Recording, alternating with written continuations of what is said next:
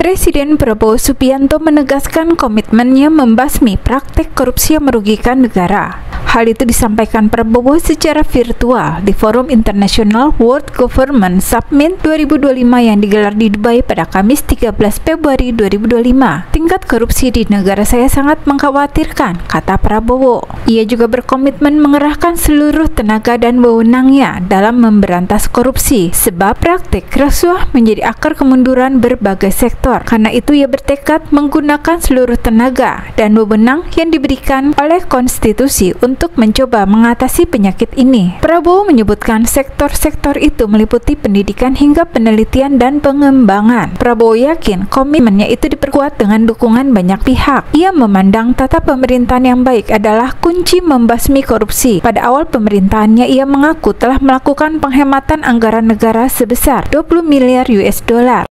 Vonis suami Sandra Dewi jadi 20 tahun penjara. Kasus hukum yang melibatkan Harvey Muiz, suami dari artis Sandra Dewi, memasuki babak baru setelah jaksa mengajukan banding atas vonis awal. Hukuman Harvey Muiz justru diperberat Pengadilan Tinggi Jakarta. Kini ia harus menjalani 20 tahun penjara dan membayar denda sebesar 1 miliar rupiah. Pada sidang banding yang digelar pada hari Kamis 13 Februari 2025 dipimpin oleh Ketua Majelis Hakim Teguh Haryanto. Ia memutuskan hukuman Harvey Muiz ditingkatkan jauh dari vonis sebelumnya, yaitu pidana penjara selama 20 tahun dan denda 1 miliar rupiah. Tak hanya itu, jika denda tidak dibayar, Harvey Muiz akan mendapat tambahan hukuman 8 bulan kurungan. Ia pun wajib membayar uang pengganti sebesar 420 miliar rupiah kepada negara. Jika dalam waktu sebulan uang itu tak dibayarkan, asetnya akan langsung disita dan dilelang. Sebelumnya Harvey Muiz divonis 6,5 tahun penjara dengan denda 1 miliar dan uang pengganti 210 miliar oleh Pengadilan Tipikor Jakarta Pusat. Namun ia mengajukan banding dengan harapan mendapat keringanan hukuman. Sayangnya keputusan balik malah berbalik arah. Alih-alih hukuman lebih ringan, ia justru harus mendekam di penjara lebih lama dengan uang penggantian naik 2 kali lipat. Harvey Muiz terjerat kasus korupsi izin usaha pertambangan atau IUP PT Timah yang disebut merugikan negara hingga triliunan rupiah. Ia pertama kali ditahan oleh Kejaksaan Agung pada 27 Maret 2024. Kasus ini menjadi perhatian publik bukan hanya karena skala korupsi yang besar, tapi juga status Harvey Muiz sebagai suami seorang selebriti.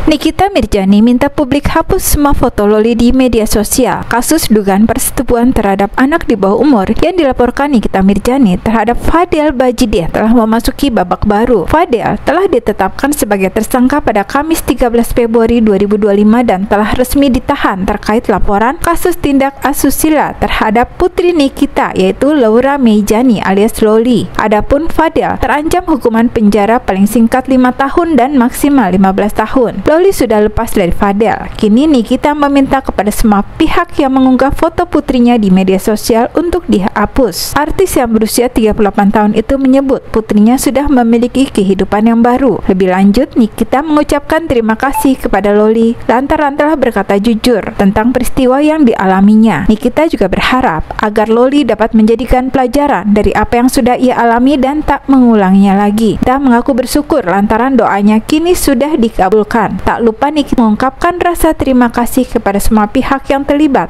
dalam kasus yang dilaporkannya terhadap Fadel, termasuk kepada sosok Bude dan Pak D yang disebut sudah membuat luluh hati Loli. Sifat asli Arsin, kepala desa Kohot, Kecamatan Paku Haji, Kabupaten Tangerang, Banten, dikuliti warga. Pengakuan warga disampaikan melalui ke Henry Kusuma, penasihat hukum warga korban pagar laut. Kades Kohot dikenal sebagai sosok yang arogan. Ia kerap memaksa warga mengikuti perintahnya. Jika tidak dituruti, maka Kades Arsin tak segan mengerahkan preman hingga tukang pukul untuk menekan warganya. Di mata warga Kohot, Arsin seperti monster. Apapun yang ia bilang harus diikuti warga. Saking arogannya, Kades yang menjabat sejak 2021 ini sangat percaya diri tidak akan bisa ditangkap dalam kasus pagar laut. Hal itu juga dikatakan oleh Kades Kohot dan para antek-anteknya saat menemui Henry dan tim beberapa waktu yang lalu. Kini, sejak kasus pagar laut mencuat, keberadaan Kades Kohot menjadi misterius. Arsin juga memiliki kebiasaan lain, yaitu ia sangat senang mencari hiburan di disko hingga karaoke. Hobinya menyewa LC hingga sering menyawer biduan. Arsin juga seperti menganggap warga desa Koho tak berpendidikan atau bodoh. Saat ke anak-anak buahnya, ia sering memberikan uang 200.000 yang diselipkan di jempol kaki. Lalu sang anak buah disuruh ambil. Jika ia melawak, anak buahnya harus tertawa. Kalau tertawa dikasih uang, kalau tidak, ya tidak dapat uang. Sebelum menjadi seorang kades, Arsin pernah bekerja sebagai buruh harian lepas, yaitu tukang gali lumpur di tambak. Setelah menjadi tukang gali lumpur, Arsin bekerja sebagai tukang tagih di sebuah koperasi simpan pinjam atau bank keliling. Setelahnya, ia masuk ke pemerintahan di desa itu menjadi seorang staf desa sebelum akhirnya menjadi seorang kepala desa. Ditreskrimsus Polda Metro Jaya berhasil mengungkap kasus pengoplosan gas LPG 3 kg bersubsidi ke tabung gas 12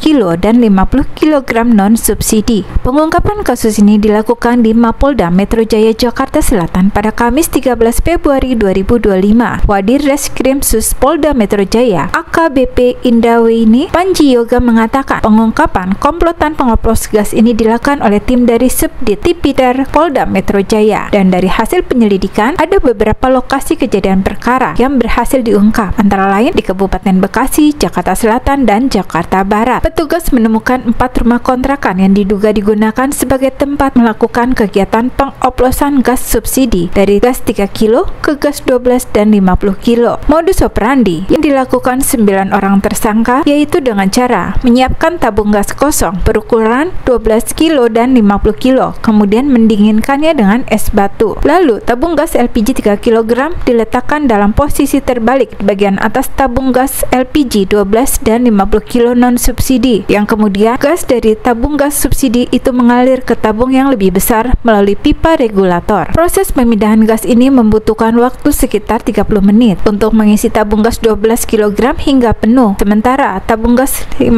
kg membutuhkan waktu sekitar 1,5 jam. Setelah dioplos, para tersangka menjual gas oplosan itu ke beberapa wilayah termasuk Bekasi, Jakarta Selatan, dan Jakarta Barat. Keuntungan pelaku dari hasil pengoplosan ini mencapai 190 hingga 210 ribu rupiah per tabung dari gas 3 kg ke 12 kg, sementara dari gas 3 kg ke 50 kg mencapai 694 ribu rupiah per tabung. 2 asisten rumah tangga berkomplot mencuri uang majikan dalam bentuk lembaran $100 AS hingga 10 kali dengan total nilai 800 juta rupiah. Uang haram itu oleh para pelaku dibelikan mobil Daihatsu Xenia dan sebagian lainnya dikirim ke kampung halaman di Ngawi, Jawa Timur. Aksi pencurian uang oleh 2 orang ART ini, yang salah satunya berprofesi sebagai supir pribadi, kemudian viral di media sosial. Kedua pelaku adalah seorang perempuan berinisial K berusia 52 tahun dan sang sopir berinisial G 28 tahun. Mereka bekerja pada majikan yang berada di kawasan Taman Grisenda, Penjaringan, Jakarta Utara. Aksi ini mereka lakukan selama setahun sebelum kemudian terendus ketika sang majikan berinisial TJL merasa uang dolar AS miliknya yang disimpan di berangkas yang berada di kamar pribadi kerap hilang. Unit Reskrim Polsek Metro Penjaringan, Jakarta Utara kemudian menangkap keduanya dan menjebloskan ke sel tahanan.